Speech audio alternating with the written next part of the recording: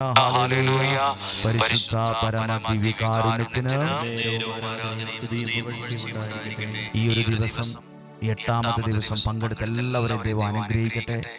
നാളെ സമാപന ദിവസമാണ്. നമുക്കെല്ലാവർക്കും സാധ്യമായ എല്ലാവർക്കും ഒരുമിച്ച് കൂടാം, ഒരുമിച്ച് പ്രാർത്ഥിക്കണം. എല്ലാ ഭാഗത്തുള്ള ആളുകളോട് പരസ്പരം പറഞ്ഞ് ഈ നൊവേനയുടെ സമാപന ദിവസം ഒരുമിച്ച് പ്രാർത്ഥിക്കാൻ നമുക്ക് തയ്യാറാകാം. ദൈവത്തിൻ്റെ അനുഗ്രഹം നമ്മുടെ കൂടെ ഉണ്ടാകട്ടെ.